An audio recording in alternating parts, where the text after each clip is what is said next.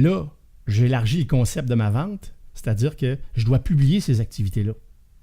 Comment je les publie? Avant le web, il y avait des journaux. Ça fait qu'on publiait dans les journaux, on achetait de l'espace commercial. Là, les prix s'en venaient fous. On achetait tellement de pages parce que pour publier toutes ces activités-là, ça prenait de l'espace. On est dans quelle année à peu près, là? Je dirais en 2005-2006. Ah oui? Puis là, j'achetais de l'espace, puis là, pourquoi moi je ne me publierais pas? Fait que j'ai créé un petit feuillet de 6 pages qui était sur du papier web, la même chose qu'un journal. Puis je le publiais régulièrement pour m'apercevoir que dans le journal, il y avait des vendeurs d'auto, il y avait des courtiers en immeuble, il y avait un marché pour vendre de l'espace publicitaire, pour payer mon journal, parce qu'il commençait à coûter cher. Fait que je l'autofinançais. Après ça, j'ai dit, attends un peu là. J'ai dit, c'est trop gros. Ça me prend un vendeur qui va aller vendre cet espace-là. Finalement, 2 vendeurs, 3 vendeurs. OK, on arrête ça. On crée une entreprise à côté et on a créé le Journal des sportifs. Ça a monté. La distribution était à 175 000. Wow. On parlait d'un 27 pages. Là. C'était quand même une vingtaine de pages. C'est distribué où? Dans quelle région? Toute la couronne nord, toute la partie sud de Montréal, mais autour de Laval. Et je parle de la couronne nord, là, ça montait jusqu'ici. Là. Et c'est sûr qu'on concurrençait le journal local dans nos articles, parce que là, après ça, pour vendre cet espace-là, on vendait aussi des promos à ces gens-là. Fait que si tu vendais de la publicité à quelqu'un, puis comme c'est un journal sportif, on allait vers les centres sportifs pour leur vendre leur programmation qu'ils publiaient à l'intérieur. Oui. Mais je leur vendais aussi, s'il y avait un nouveau produit à produire, un communiqué. Fait qu'en échange, qu'eux autres, il y avait un service de plus que le journal local. Fait que le journal, il prenait toute son ampleur. Là où ça commençait à être touché pour nous autres, c'est qu'en arrière de ça, c'était toujours Denis Casey. Puis Denis Casey gérait des centres sportifs, puis il apprenait les prix des concurrents, Écoute, ça n'avait pas de sens, là. Ça avait pas... Il y avait une valeur qui ne marchait plus. Une chance que le web est arrivé après, puis là, on a dit, OK, on arrête ça, là. Fait que j'ai carrément vendu mon journal. J'ai arrêté mes opérations à ce moment-là. Tu as vu, tu vois les opportunités, puis à quelque part, parce qu'on peut tirer du jus longtemps d'un citron, là, mais il vient un moment donné où tu es allé trop loin, mettons. Là. Fait que tu sais, je pense que tu as une faculté à voir l'opportunité, mais en même temps, tu sais, les gens qui vont trop loin, là, à partir de où tu te dis, OK, je me retire, parce que c'est pas juste une question de profitabilité, là. Dans ce cas-là. Non, c'était pas une profitabilité. Non, moi, c'était un autofinancement. Mon but, c'était un autofinancement. Tu t'es sorti de là, c'est quoi? C'est une question de. Tu dis, mon nom est partout, c'est une question de valeur? C'est quoi? Ça rentrait pas dans mes valeurs d'arriver à faire. Je profitais d'une gestion de promotion pour moi. Ça, c'était l'idée. Mais d'avoir un avantage concurrentiel, ça devenait pas correct pour moi. Fait qu'il fallait que j'arrête, il fallait que je change. Puis comme c'était pas une opération qui m'intéressait plus, pour moi, c'est une opération trop commerciale, très peu humaine, que j'aimais pas. C'était pas une passion, c'était l'idée de base. J'étais en train de passer à côté de ce que moi je voulais faire, c'est-à-dire du loisir. Fait qu'à un moment donné, j'ai tout simplement restreint. T'as vendu? Qu'est-ce que t'as fait? T'as vendu? J'ai vendu à mes 2 vendeurs. OK. Puis les autres sont repartis avec ça, puis ils ont fait un bout de chemin là-dessus. C'est sûr que le domaine papier avec ça a tellement changé. C'est ça. Puis tu dis 2006, t'étais en 2006 à peu près à ce moment-là? Oui, à peu près. Les médias traditionnels, puis là, ça se précipite de plus en plus. Là, je veux dire, c'est la chute actuellement. Tout ce qui est papier, tout ce qui est télé, ce qui est câblé, tout s'en va sur le web. C'était-tu commencé à ce moment-là? Ou, en fait, c'était encore des très, très bonnes années, j'imagine, pour vendre de la publicité dans le papier. Je pense que le marché en général est en recherche de façon dont on pouvait se démarquer. Je pense que c'est ce qu'on cherchait à ce moment-là. Pour l'ensemble des gens qui étaient en affaires, là. Je pense à cette époque-là. Le réseautage commençait de s'échanger, de faire du travail, dans le fond, sans être raciste, mais Les Italiens sont bons là-dedans. Là. Je veux dire, ils ont toujours un cousin qui fait ça. Ouais. Il y a toujours, quand tu lui parles, là, je veux dire, ils ont toujours. Je parle de ça parce que toute ma famille, chez moi, ont marié. Mais ça a toujours Italiens. été, là, tu sais, le réseautage a toujours pris une oui. place super Oui, importante en business. Là. Oui. C'est l'outil dont tu vas te servir pour réseauter qu'il faut que tu t'assures que c'est le bon outil en fonction du moment où tu es. Le papier, les médias traditionnels, papier câblé, comme je disais, c'est un moment très difficile pour eux autres. La semaine passée, ou il y a ça 2 semaines, je pense que à Gatineau, ils ont fermé le journal régional de Gatineau. Puis j'avais mon ami Sébastien qui me disait comment ces gens-là, qui avaient une chance du monde ordinaire, du monde de région, qui avaient des chances de faire parler d'eux autres pour soit leur entreprise ou des athlètes, toutes ces histoires-là, à quelque part, ils peuvent se perdre. Ou ils vont... T'as moins d'attention, parce que là, tu n'as plus de gens... Mais moi, je suis pas sûr de ça, parce que ça rouvre des opportunités à des plateformes, mettons, comme nous autres, d'aller interviewer ces gens-là puis de remettre du contenu. Je pense juste que c'est le moyen qui a changé. Au niveau de l'Internet, parce que tantôt, on s'en parlait, puis ça aussi, c'est une chose qui m'a impressionné beaucoup, beaucoup, beaucoup de toi. Tu me disais que tu as été... vous avez été une des premières entreprises à faire du transactionnel en ligne. Oui. C'est ça, là, on est en 2000, tu me disais tantôt 2004, c'est ça? Oui. Bon, c'est toujours... Puis le pire, c'est que c'est ça. Nos idées d'entreprise, nos idées de projet arrivent toujours avec une complication. On a un problème, on a une activité à 9 h le matin qui est un cours de natation. Prenez un exemple là, pour un enfant de 3 à 5 ans. Qui vient, le parent arrive avec ses enfants puis il veut l'inscrire à 9 h. Parce que là, à ce moment-là, tu fais quoi là, en 2004? Là? Je suis un gestionnaire sportif encore. Là. Alors, tu gères des piscines à ce moment-là, oui. Des piscines publiques, oui, c'est ça? Exact. Ton entreprise fait ça? Oui. Okay. Mais prenons encore toujours le cas du Collège Montmorency parce que l'exemple est bon. On est dans le gymnase, on reçoit ces gens-là, il y en arrive 400, 500, 1000 en même temps qui font la file pour s'inscrire. Écoute, ça pouvait prendre 1 heure, 2 heures les prendre. Parce que là, après que tu as passé tes 100 premiers, ton samedi matin, 9 h, il n'y a plus de place. Mais là, tu en as 900 en arrière qui attendent en ligne. Tu gères les attentes. Tu gères les attentes. Puis eux autres, ils ont des attentes personnelles. Oui. Hey, je me suis déplacé. Décevoir quand c'était quoi? C'était un samedi matin? C'était un samedi matin. Hey, on prend la décision de se remettre en shape. Puis là, ils sont motivés. On a à gérer. Puis là, on s'est reculé. Puis on a dit, bon, mais comment on ferait pour au moins permettre un mécanisme qui permettrait de au moins les empêcher d'attendre. Et ce qu'on a fait, c'est qu'on a numéroté de façon mathématique chaque place disponible dans un cours. Puis on a créé, s'il y avait 10 places, 10 petites tickets. Fait que les gens se présentaient, puis ils ramassaient la fiche d'inscription qui eux autres complétaient. C'était eux autres qui complétaient, c'était pas nous autres. Après ça, ils prenaient les étiquettes qui étaient des autocollants de leur cours, qui collaient directement sur le reçu. Fait que la mécanisme le plus lent, c'était de prendre l'argent puis de remettre le reçu.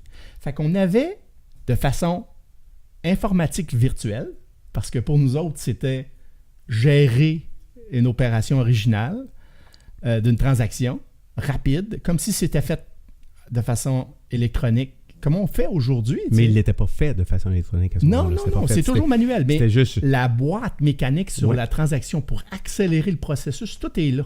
Tout est en place. Oui, tout à fait. Après ça, c'est juste de l'informatiser, de digitaliser, whatever. J'ai un sauveteur qui est un whiz-kit d'informatique. Qui est dans ton équipe à ce moment-là? Qui est dans mon équipe, qui dit, moi, là, je vais mettre ça sur une plateforme. Et il a créé ce qui s'appelait Pool dans le temps. Il a appelé ça comme ça. Et là, il a créé un logiciel pour gérer des inscriptions. Aujourd'hui, Pool se nomme Inscris-toi. Et inscris-toi.com. On connaît juste le nom à sa valeur. Là. C'est-à-dire, qui voudrait avoir ce nom-là pour avoir une transaction aujourd'hui? C'est clair. Le logiciel n'est pas exploité. On l'utilise pour des fins personnelles. On ne l'exploite pas. Il fait partie d'une entreprise que je vais créer dans mes projets, dans mes 5 ans, là, avant de tomber à la retraite. Là, je vais remettre ça sur pied, je vais le relancer. Oui. Ça, ce projet-là, c'est une belle affaire. Ouais. Et ce qui est assez merveilleux, c'est qu'on comprend la mécanique. Moi, je comprends la mécanique d'opération. Et à partir du moment où j'ai compris que le samedi matin, 9 h, il est populaire, ben, je fais comme une salle de spectacle. Je suis un privé, moi. Fait que si tu veux un cours le samedi matin à 9 h, il coûte 100 $. Si tu veux le même cours à 8 heures le vendredi soir, il va t'en coûter 40. Et ce qu'on a fait, c'est qu'on a géré un prix, 1 heure, un cours. Pour gérer du trafic. Pour gérer du trafic. Et le trafic sur le web, le web aussi. Ouais. Et oui, et pour maximiser aussi l'offre et la demande dans ma propre programmation. Et ça, ce qui est intéressant, c'est que ça me permet de gérer mon prix. Aujourd'hui, je suis capable de définir que si mes cours à prix moyen partent avant tous les autres, c'est que mon prix est exact. OK, répète ça. Si mes cours à prix moyen, mettons que j'ai 3 prix, si c'est le prix moyen qui est parti en premier, c'est le bon prix. C'est le bon prix. Si mes prix les plus élevés sont partis très vite, pas assez cher mes cours. C'est clair. Mais le prix, OK, mais le prix plus bas, il devrait partir plus vite, non? S'il part le plus vite, c'est que mes prix sont trop chers. OK. Moi, je contrôle comme ça avec... C'est du gros bon sens. C'est de la grosse logique. Ben, on le fait dans le domaine du spectacle. Tu vas voir un spectacle de Martin et Matt le samedi soir à 7 heures, tu vas payer un prix. Si tu es assis en avant de la salle, tu vas payer un autre prix. Si tu es en arrière, tu vas payer un autre prix. Oui, puis c'est la même affaire aller au cinéma. Le mardi, il y a moins de monde au cinéma. Ils vont mettre l'étiquette à 6 piastres. C'est ça. C'est une culture, ça, qu'on avait. On parle de ça. Écoute, en 2010, là. Et c'était dur à avaler les premières fois. J'ai été le premier à faire ça au Québec. Il n'y a pas personne qui le faisait. C'était fou. Wow. C'était difficilement acceptable parce qu'on sait bien, vous voulez faire des prix. Je dis non, c'est une perception. Si mon cours vaut 100 $, puis je vous l'offre à 40, je vous ai offert un rabais.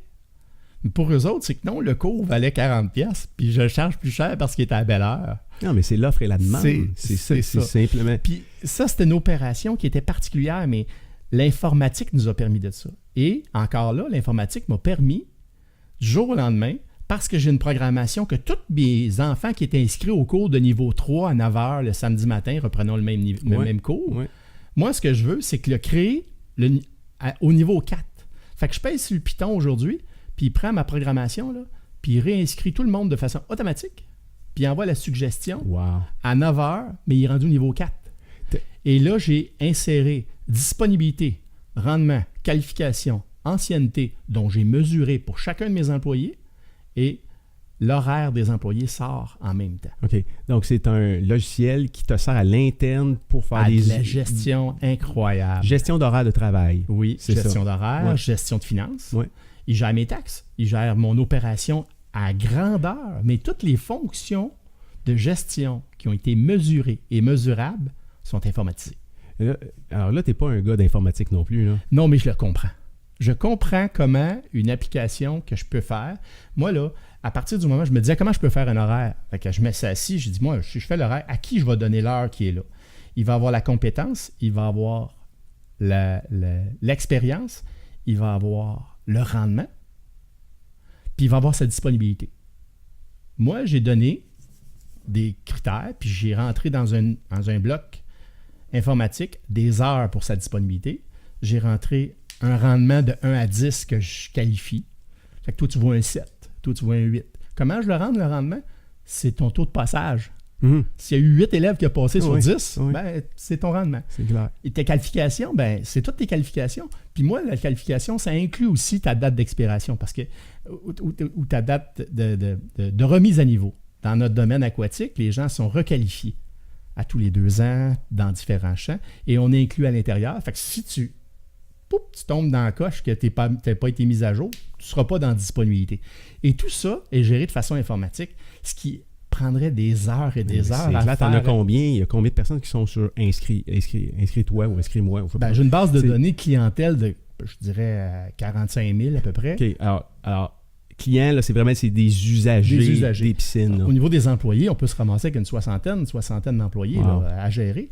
Mais j'ai déjà eu, à des périodes où j'avais 400 employés, 11 municipalités, inscris-toi à être occupé, là, la base de données. Puis ça marchait.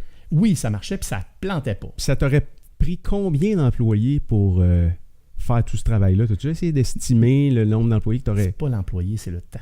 Ou le temps, Le problème, là, c'est que ça m'a amené à un autre avantage, c'est qu'avant, il fallait faire des battements entre les sessions.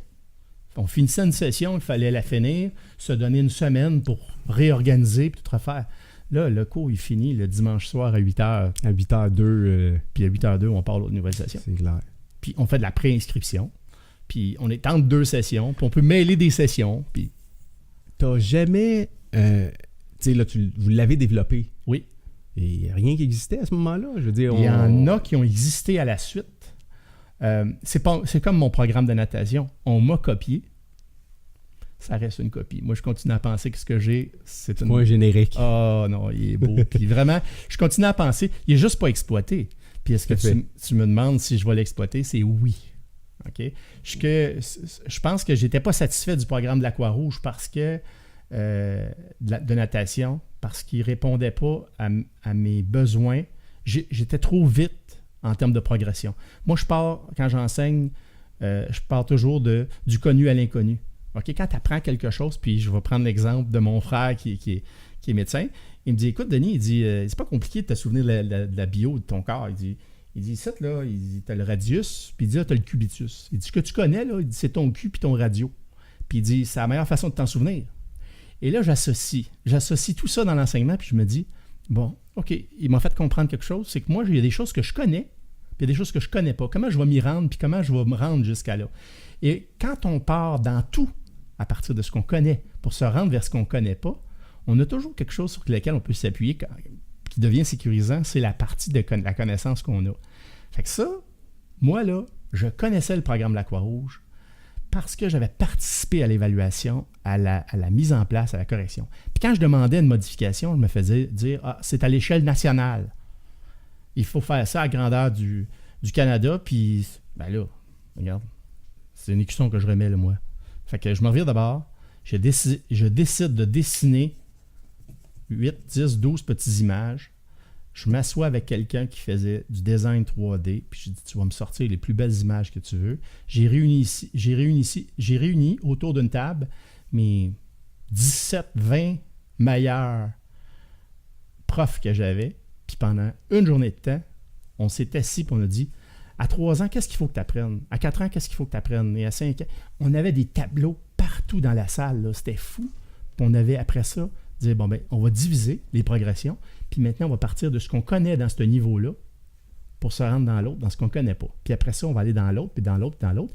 Puis après ça, on va reculer. On va partir de ce qu'il faut atteindre. Si on se dit c'est l'étoile de bronze ou le médaille de bronze qui est l'acquis à avoir, on va reculer dans le temps. Puis on va prendre les connaissances de ça pour... C'est important de faire l'oscillation du mouvement du papillon sous l'eau à un enfant de 4 ans. Et ça, on l'a compris aujourd'hui.